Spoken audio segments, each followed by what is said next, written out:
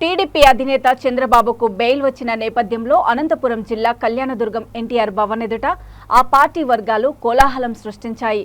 Kalyandurg TDP incharge Umamaheshwar Naidu ఆధ్వర్యంలో జన సైనికులతో కలిసి భారీ సంఖ్యలో హాజరైన తెలుగు యువత కార్యకర్తలు నాయకులు ఒకరికొకరు స్వీట్లు పంచుకొని బాణసంచా కాల్చారు.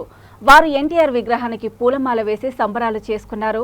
న్యాయం గెలిచిందని తమ నేత కడిగిన ముత్యంలా బయటకు వస్తాడని ఊహించిందేనని ఈ సందర్భంగా ఇన్ఛార్జ్ ఉమామహేశ్వర్ నాయుడు పేర్కొన్నారు.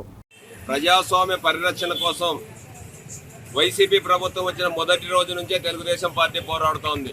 ఆ పోరాటంలో భాగంగా వైసీపీ దొంగలను తరిమికొట్టే దాంట్లో భాగంగా చంద్రబాబు నాయుడు గారి నాయకత్వంలో ప్రజా అజెండాను ముందుకు తీసుకెళ్లే దాంట్లో మేము పోరాటం చేసే కార్యక్రమం చేస్తూ ఉన్నాం 4 సంవత్సరాలు 7 నెలల నుంచి.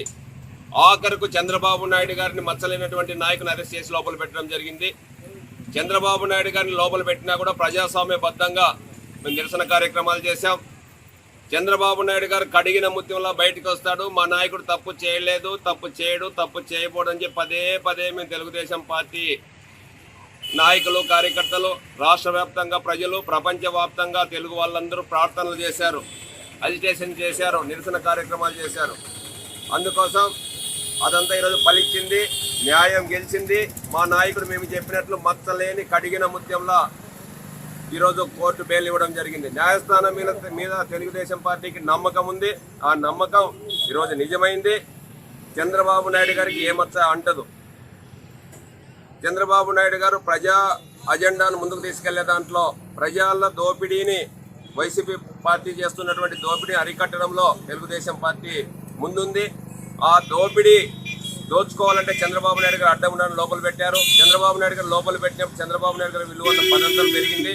అందుకు మా నాయకుడు ఈరోజు కళ్యాణదుర్గం నియోజకవర్గంలో ఎన్టీఆర్ భవన్ దగ్గర తెలుగుదేశం పార్టీ నాయకులు, కార్యకర్తలు, ప్రజలు, జనసేన నాయకులు అందరము కలిసి సంబరాలు చేసుకోవడం చాలా ఆనందంగా ఉంది.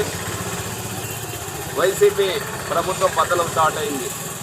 చంద్రబాబు నాయుడు గారిని అరెస్ట్ చేయడంతో వైసీపీ ప్రతిపక్ష హోదా కూడా లేకోకుండా పోతుంది. రాబోయే రోజుల్లో ప్రజా సునామీ తెలుగుదేశం పార్టీ వైపు ఉంది.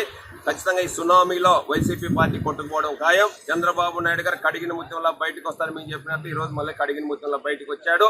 మచ్చలేనటువంటి చంద్రుడిని మచ్చ లేకోకుండా ఈరోజు న్యాయస్థానాలు తీర్పు ఇవ్వడం జరిగిందని సందర్భంగా తెలియజేస్తుంది.